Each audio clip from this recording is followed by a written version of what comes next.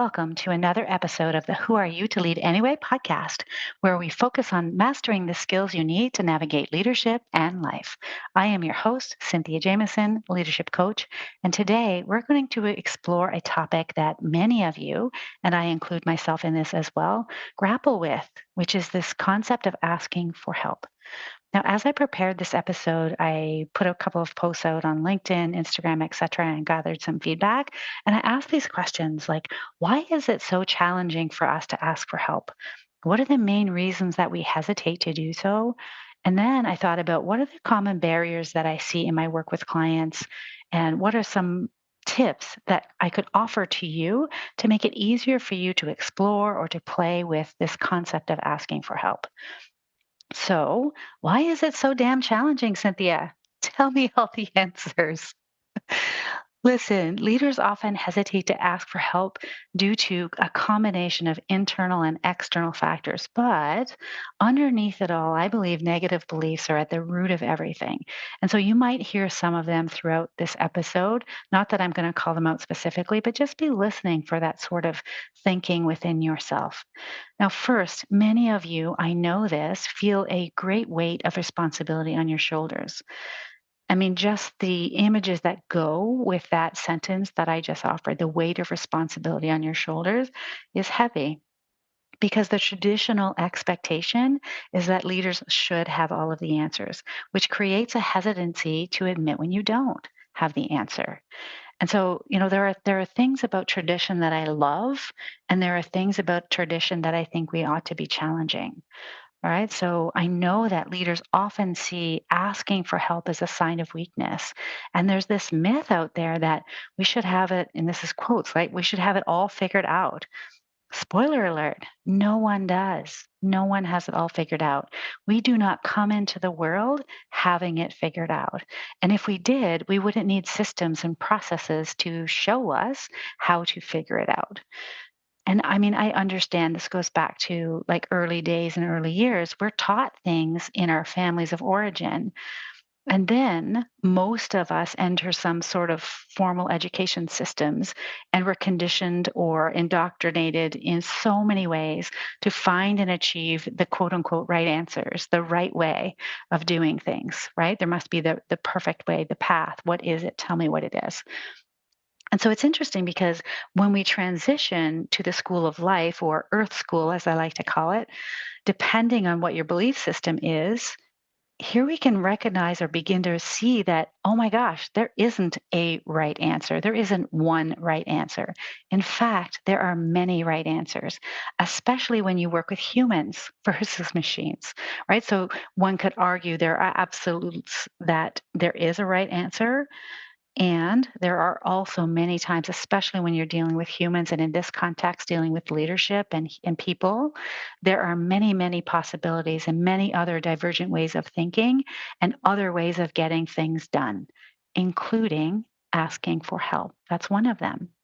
So I want to unravel some of the main reasons that leaders that I work with hesitate to ask for help, because I really think it'll be useful for you to A, know that you're not alone, and B, have some greater awareness to some of the options and the reasons that you might even be seeing within the team that you have. So, the first reason is vulnerability anxiety.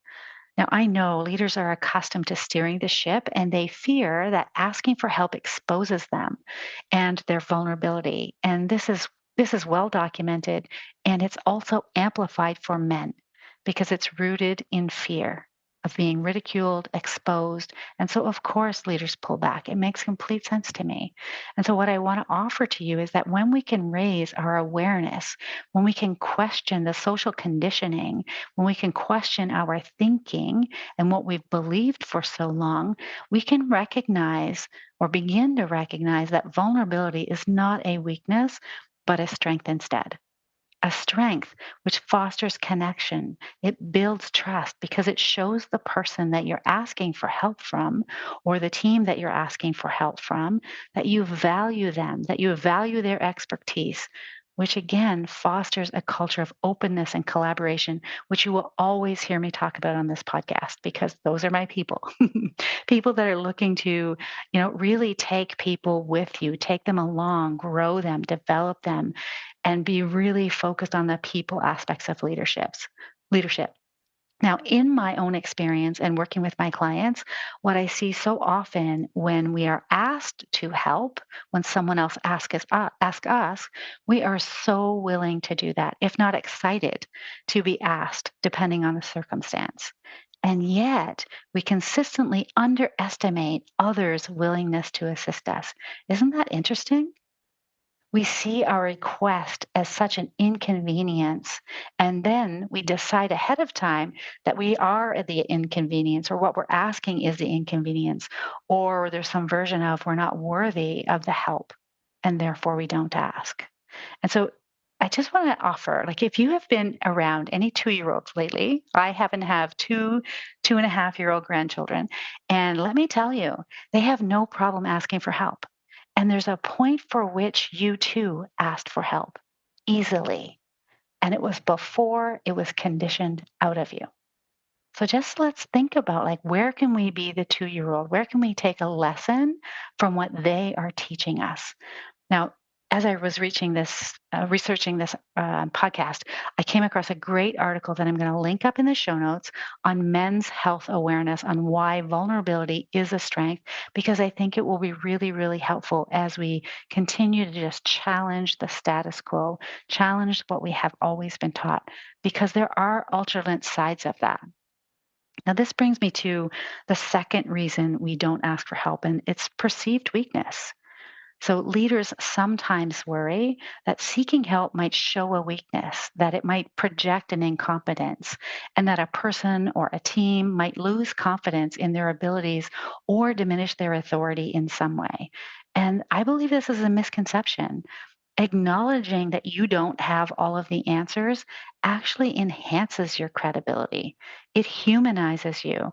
It fosters a more supportive work environment, and it gives permission for others to ask for help, right? So it really changes things when you can just look at your default systems and just question them. Now, this brings me to the third reason, which is a bigger reason. It's cultural barriers. Now, I get it. I understand. I've worked in multiple cultures, and I know that organizational cultures and norms that emphasize individual achievement over collaboration can discourage you from reaching out for support. And so, if you're working in these types of workplaces and circumstances, you might worry that relying too much on other people hinders your professional and personal growth. And this instead fosters a culture of independence within the organization, within the teams, instead of collaboration, right? And so, this also brings another kind of nuance to the part of culture that I wanted to talk explicitly about, which is reason number 4: lack of role models. Now, just imagine, like, if as when we were growing up and as leaders, if we haven't witnessed our own superiors, our own mentors asking for help, we don't see it as a normal or acceptable behavior. And the same is true for so many things. Like, if I think about my own life, growing up, I saw my parents always giving help, right? That's what they did. So that's what I learned. And then I had to learn later on when I got to the workplace and I was working in teams, I had to learn how to ask for help. I had to learn how to communicate what I needed to someone else so that I could get what I was asked to do done and complete. And so that's what I learned. And I also taught the same thing to my children, meaning they're more prone to give help than ask for help. And so this takes decades sometimes of unconditioning, even though we can at times just see the error of our ways. It's in the doing of the thing, it's in the asking of the help that we can begin to change our own behavior. And then when we change that for us, we change that for people we ask for help from, we change that for people who witness it, we change that for our families. There are just so many ripple effects. So I wanted to just talk about that because it's not only in the asking of help that the lack of role models plays a role, but it's in things like boundary setting, having difficult conversations, setting expectations, negotiating. Like there's just so many things that if we haven't had a role model, we don't know what to do or how to do it because we just haven't seen it.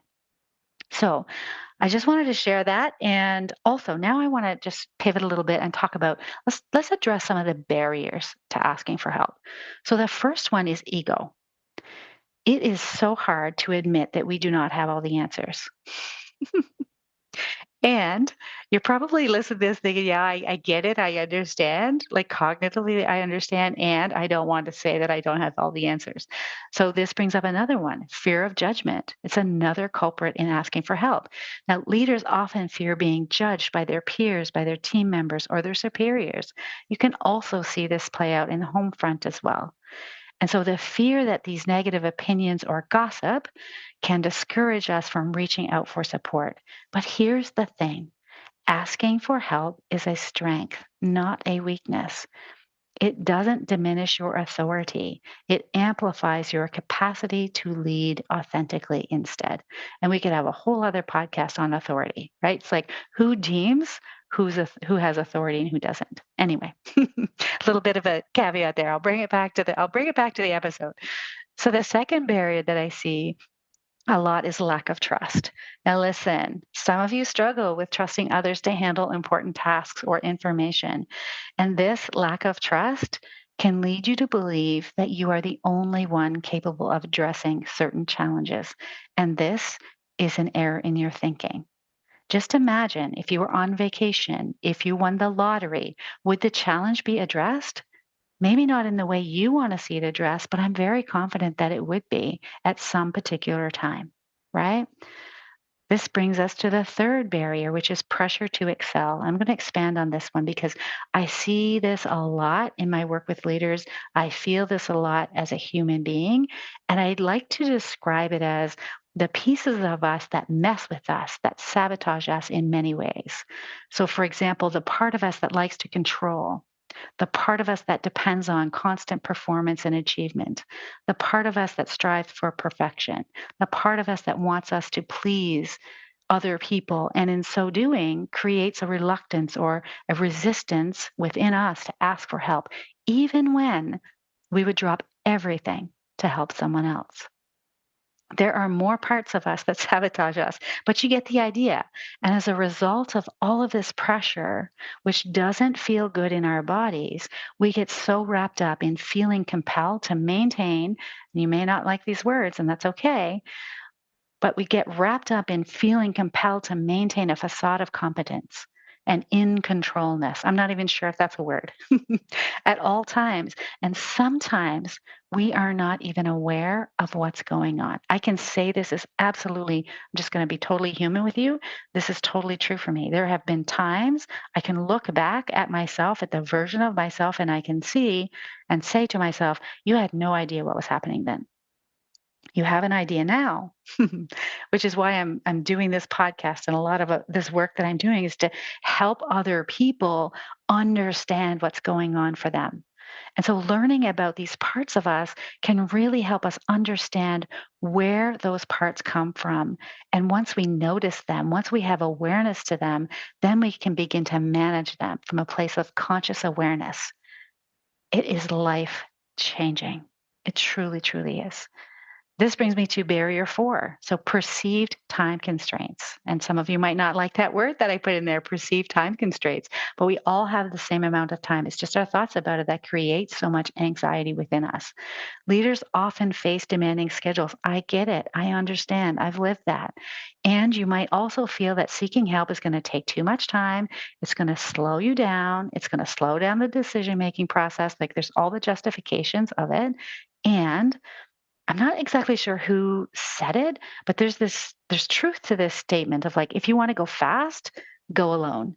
If you want to go far, go together. And so taking the time to ask for help and allowing the other person to understand what good looks like. What are the parameters, etc. Because I know what you do because you tell me. You ask them to help you. You don't give them specifics. And then when you get the work back, you do it yourself again. You redo it. And so that, of course, that is a waste of time. Of course, that takes extra time. And sometimes we need to slow down to speed up and bring others with you because there's so much goodness and richness in taking the time to bring them with you, to work through the parameters, to let them ask questions, to let them be human with you while you're being human with them. All right. This brings me to barrier number 5, which is a previous negative experience. Now, I understand past experiences of receiving unhelpful or critical responses when asking for assistance creates hesitancy. Of course, it does. We're hesitant to ask for help in the future. And so, if that's the case for you, A, I'm sorry that experience happened. And B, that doesn't mean the same thing is going to happen again. And also, with a meaning making, meaning seeking brain, you can associate a new meaning with a prior experience anytime you want. So, for example, a client of mine received a very critical response and held on to that response and the energy of that over this last year. This week, I think it was actually yesterday, they were able to reframe that and pull forward a nugget of wisdom for themselves that really served them and let go of the assumptions and the judgment that they had.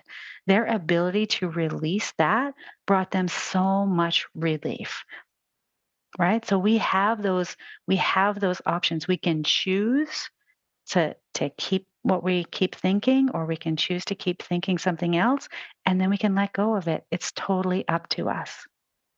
So now I want to offer you just a couple of tips. There are only 3 of them for asking for help. And the first one is, let's normalize it. Let's begin to foster a culture where asking for help is the norm. Start small, request assistance on manageable tasks, and build that muscle. You might also want to choose people you trust to ask. I mean, here's the thing, you are the subject matter expert on you. You know you best. So trust yourself. Trust yourself, but give it a try. The second tip is be specific. Clearly articulate your needs. Make it easier for those other people that you're asking for their help. Make it easier for them to help. And by doing so, just demonstrate so much thoughtfulness because you are specific with your request for help. The third tip is to lead by example. So this could be the hard part, right? So showing that asking for help is a sign is a sign of strength, it's a sign of wisdom, it's not a sign of weakness. But here's the thing, if you never ask, the answer will always be no. So find people to ask for what you need. Lead by example. And if you don't want to take it from me, that's okay. Take it from one of the past presidents of the United States. Barack Obama has this great quote which beautifully encapsulates this. Don't be afraid to ask questions. Don't be afraid to ask for help when you need it. I do that every day. Asking for help isn't a sign of weakness, it's a sign of strength. It shows you have the courage to admit when you don't know something and to learn something new. This reminds me again of something my husband has been saying a lot lately. He works within the context of safety, and knowing is the enemy of learning. So when we think we know the answer, we don't learn anything. If we could ask for help, we can at least learn what someone else can help us do. So, having said that, I may have touched on some tender spots. And if I did, I invite you to recognize the beauty in vulnerability, the strength in imperfection, and the transformative power of authentic requests. What would be possible for you and your team if you embraced vulnerability and asked for help more often? You might want to think back to a rejection. How did that contribute to your growth? You can identify an area where you could use assistance and consider what's holding you back from asking. Just be curious with yourself and notice. Listen, I believe societal expectations and cultural norms may subtly discourage reaching out for assistance, fostering a belief that self sufficiency is the only path to success. Yet, with these very human challenges that we have, lies an opportunity for growth and connection for all. By recognizing that seeking help is a strength, not a weakness, we can reshape those beliefs that we have. We can embrace the shared humanity in asking for and offering support to someone else. And in doing so, we cultivate our own resilience, our understanding, and we have a richer shared experience as a result. I hope that you found this useful. And for what it's worth, asking for help is a life skill. It can help us to better know ourselves, to build our own awareness, and as I mentioned, to build our own resilience. So, your homework, if you choose to accept it, is to explore and build this muscle for yourself. In the meantime, take care of yourself. I will talk to you next week. Make it a great one.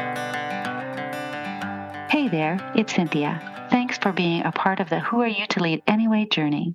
Join my newsletter for exclusive updates and resources.